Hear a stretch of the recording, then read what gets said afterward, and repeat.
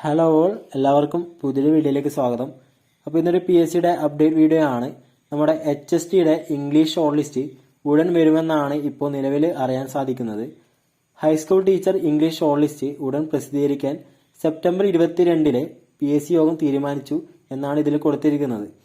Short ലിസ്റ്റിൽ ഉൾപ്പെട്ടവരുടെ certificate പരിശോധന, interview എന്നിവ പൂർത്തിയാക്കി റാങ്ക് ലിസ്റ്റ് പ്രസിദ്ധീകരിക്കും എന്നും ഇതിൽ കൊടുത്തിട്ടുണ്ട്. നിലവിലുള്ള HST ഇംഗ്ലീഷ് റാങ്ക് ലിസ്റ്റുകൾ 2026 ജൂൺ 21 മുതൽ ഒക്ടോബർ 10 വരെ വിവിധ തീയതികളായിട്ടാണ് അവസാനിക്കുക എന്ന് ഇതിൽ കൊടുത്തിട്ടുണ്ട്. അതുപോലെ തന്നെ ഇതിന്റെ തൊട്ടടുത്ത ദിവസം പുതിയ റാങ്ക് ലിസ്റ്റുകൾ നിലവിൽ വരും എന്നും പറയുന്നുണ്ട്. അതായത് നിലവിലുള്ള റാങ്ക് ലിസ്റ്റ് നമ്മുടെ ഈ ഒരു 2026 ജൂൺ 21 മുതൽ ഒക്ടോബർ 10 വരെയാണ് അവസാനിക്കുന്നത്. അപ്പോൾ ഈ ഒരു ലിസ്റ്റ് എപ്പോൾ അവസാനിക്കുന്നു അന്ന് തൊട്ട് നമ്മുടെ പുതിയ റാങ്ക് ലിസ്റ്റ് വരുമെന്ന് ഇതിൽ കൊടുത്തിട്ടുണ്ട്.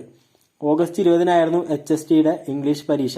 14 ജില്ലയിലുമായിട്ട് 16,368 പേര് അപേക്ഷ നൽകിയിരുന്നു. അതിൽ 14,421 പേർ കൺഫർമേഷൻ നൽകി. അതുപോലെ തന്നെ 1947 അപേക്ഷകൾ അസാധുവായി എന്നും ഇതിൽ കൊടുത്തിട്ടുണ്ട്.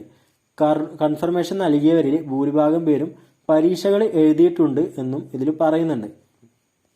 ഇതുവരെ 259 നിയമന ശുപാർശകൾ, അതായത് നമ്മുടെ ഈ ഒരു 2023 ജൂൺ 22 മുതൽ ഒക്ടോബർ 11 വരെയുള്ള തീയതികളായിട്ട് നിലവിൽ വന്ന HST ഇംഗ്ലീഷ് റാങ്ക് ലിസ്റ്റുകളിൽ നിന്ന് ഇതുവരെ 259 പേർക്ക് നിയമന ശുപാർശ ലഭിച്ചു എന്നാണ് ഇതിൽ കൊടുത്തിട്ടുള്ളത്. അതുപോലെ തന്നെ ഏറ്റവും കൂടുതൽ നമ്മുടെ നിയമന ശുപാർശ നൽകിയത് നമ്മുടെ മലപ്പുറം ജില്ലയിലാണ്. 57 നിയമന ശുപാർശകളാണ് നമ്മുടെ മലപ്പുറം ജില്ലയിൽ നൽകിയിട്ടുള്ളത്. എന്നാൽ ഏറ്റവും കുറവ് നമ്മുടെ നിയമനം നൽകിയിട്ടുള്ളത് നമ്മുടെ കോട്ടയം ജില്ലയിലാണ്. ആകെ ഒരു നിയമനം മാത്രമേ നമ്മുടെ കോട്ടയം ജില്ലയിൽ ഇതുവരെ നൽകിയിട്ടുള്ളൂ. അതുപോലെ തന്നെ എറണാകുളം ജില്ലയിൽ ആർക്കും ശുപാർശ ലഭിച്ചിട്ടില്ല എന്നും ഇതിൽ കൊടുത്തിട്ടുണ്ട്. അതായത് ഇതുവരെ എറണാകുളം ജില്ലയിൽ ഇതിൽ ആർക്കും ഒരു ശുപാർശ പോലും നൽകിയിട്ടില്ല. അതുപോലെ പത്തനംതിട്ട, ആലപ്പുഴ, കോട്ടയം, ഇടുക്കി, തൃശ്ശൂർ ജില്ലകളിൽ 10 പേർക്ക് പോലും നിയമന ശുപാർശകൾ ഇതുവരെ ലഭിച്ചിട്ടില്ല എന്നും പറയുന്നുണ്ട്. അപ്പോൾ ഇതിൽ കുറച്ചുകൂടി ബെറ്റർ ആയിട്ട് ഉള്ളത് നമ്മുടെ മലപ്പുറം ജില്ലയാണ്. 67 പേർക്കാണ് ഇതുവരെ നിയമന ശുപാർശകൾ നൽകിയിട്ടുള്ളത്. അതുപോലെ തന്നെ കുറച്ച് നിയമനം ലഭിച്ച ജില്ലകൾ നോക്കിക്കഴിഞ്ഞാൽ തിരുവനന്തപുരം ജില്ലയിൽ 27 പേർക്ക്, അതുപോലെ തന്നെ കൊല്ലം ജില്ലയിൽ 20 പേർക്ക്, നമ്മുടെ പാലക്കാട് ജില്ലയിൽ 33 പേർക്ക്, മലപ്പുറം ജില്ലയിൽ 67 പേർക്ക്, കോഴിക്കോട് ജില്ലയിൽ 12 പേർക്ക്, അതുപോലെ തന്നെ വയനാട് ജില്ലയിൽ 16 പേർക്ക്, കണ്ണൂർ ജില്ലയിൽ 29 പേർക്ക്, കാസർഗോഡ് ജില്ലയിൽ 37 പേർക്ക്.